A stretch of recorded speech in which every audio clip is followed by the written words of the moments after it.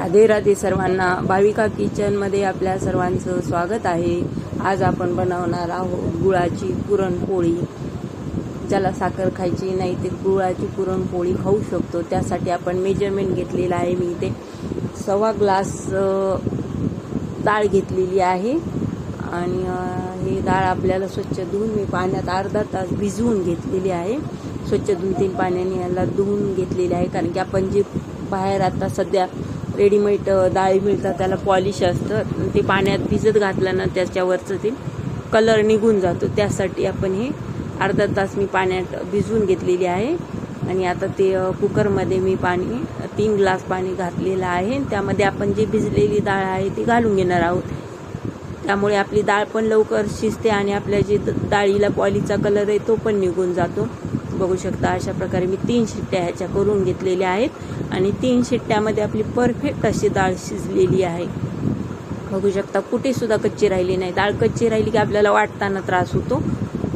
आता त्यामधलं मी पाणी काढून घेत आहे आणि आपल्याला यामध्ये लगेच गूळ ॲड करायचं आहे. यामधलं पाणी नितळून घेतल्यानंतर आपण इथे 1.25 ग्लास मी डाळ घेतली होती, त्यातली 1/2 ग्लास मी आपल्या आमटीसाठी ठेवलेली आहे आणि हा 1 ग्लास मी डाळ घेतलेली आहे. त्यामध्ये एक ग्लास मी गूळ घातलेला आहे.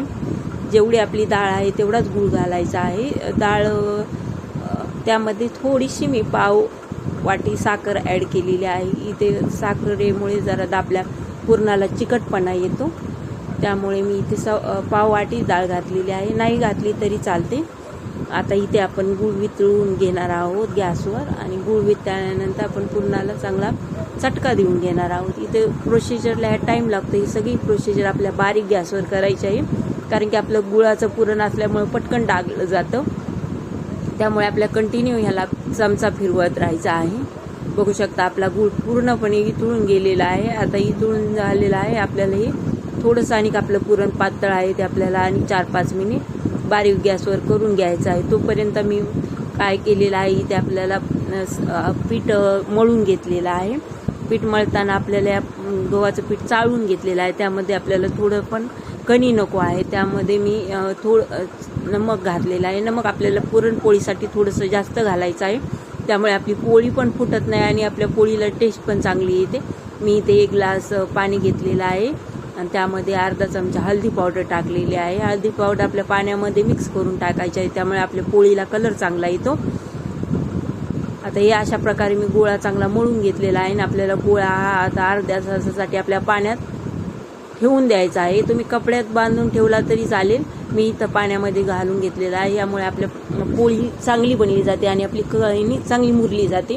बघू शकता तोपर्यंत 5 मिनिट इथं मी बारीक गॅसवर ठेवल्यामुळे हे आपलं पुरण पण थोडंसं घट्ट झालेलं आहे आणि आपला चमचा असा उभारत आहे. आपल्या पुरण थोडंसं पातळ ठेवायचं आहे, कारण की थंड झाल्यामुळे तो आणि घट्ट होतं आणि आपण जर चटका देताना जास्त घट्ट केलं तर मग आपल्या ते पोळीतून बाहेर येतं. म्हणून अगोदरच आपलं थोडंसं पुरण ना पातळ ठेवायचं आहे. काय आपण काय करतो, आपण पुरण जास्त घट्ट करतो आणि ते थंड झाल्यानंतर आणि घट्ट होतं. त्यामुळे आपली पोळी लाटता येत नाही, ते आपल्या कणकेतून बाहेर येत राहतं.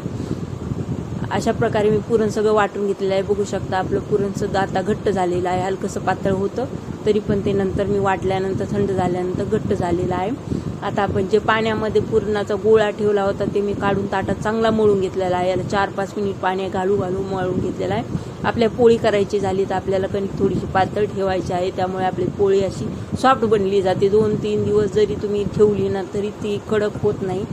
आता बघू शकता मी हे पुरण मगाशी वाटून घेतलं होतं ते आता थंड झाल्यामुळे किती घट्ट झालेलं आहे. त्यामुळे पुरण आपल्याला अगोदर थोडंसं पातळच ठेवायचं. आता मी छोटासाच गोळा घेतलेला आहे आणि आपण एवढा गोळा घेतलेला आहे, याच्या दुप्पट आपल्याला ह्यामध्ये पुरण बसतं. ज्यावेळी आपण पुरण कणिक घट्ट ठेवतो त्यामध्ये पुरण जास्त बसलं जात नाही. ज्यावेळी आपली कणिक पातळ असते त्यामध्ये पुरण आपलं एक्स्ट्रा बसलं जातं आणि फाटलं जात नाही किंवा पुरण बाहेर येत नाही. गुळाला थोडासा चिकटपणा कमी असतो, त्यामुळे आपलं पुरण पटकन बाहेर येण्याची भीती असते. त्यामुळे आपल्या पुरण वाटताना आपल्याला थोडीशी साखर घालायची आणि कणिक मळताना आपल्या पातळ घालायची आणि नमक थोडंसं एक्स्ट्रा घालायचं. त्यामुळे आपल्या ह्या छोट्या छोट्या गोष्टी लक्षात ठेवल्यानं आपल्या पोळ्या फाटल्या जात नाहीत. बघू शकता मी छोटासा गोळा घेतला होता, पण त्यामध्ये मी पुरण किती घातलेलं आहे आपल्याला ह्यामध्ये सुद्धा पुरण दिसतं. तरी बघा आपण आता पोळी लाटताना आपल्या पुरण बिलकुल पण बाहेर येणार नाही आहे, कारण की आपली कणिक पातळ आहे, तुम्ही बघू शकता. आणि एकदम हलक्या हाताने आपल्याला पोळी लाटायची आहे. आपण एकाच ठिकाणी लाटली तर पुरण बाहेर येतं. अशा प्रकारे मी पोळी लाटताना तर तव्यावर घातलेली आहे. आणि खाली बाजू शेकल्यानंतरच आपल्याला पोळी पलटायची आहे. आपल्या पोळी सारखं पलटायची नाही. सारखं जर पलटत राहणार तर आपलं पुरण बाहेर येणार. अशा प्रकारे मी आता पोळीला तेल लावून घेतलेलं आहे आणि दोन्ही साईडनी चांगली भाजून घेतलेली आहे. तोपर्यंत मी वरची पोळी शेकेपर्यंत दुसरी पोळी पण लाटून घेतलेली आहे. अशा प्रकारे मी 2-3 पोळ्या लाटून घेतलेल्या आहेत. बघू शकता आपण एक्स्ट्रा पुरण घालून सुद्धा आपली पोळी फुललेली आहे. आणि तुम्ही बघू शकता शेकताना सुद्धा यातून कुठे सुद्धा पुरण बाहेर आलेलं नाही.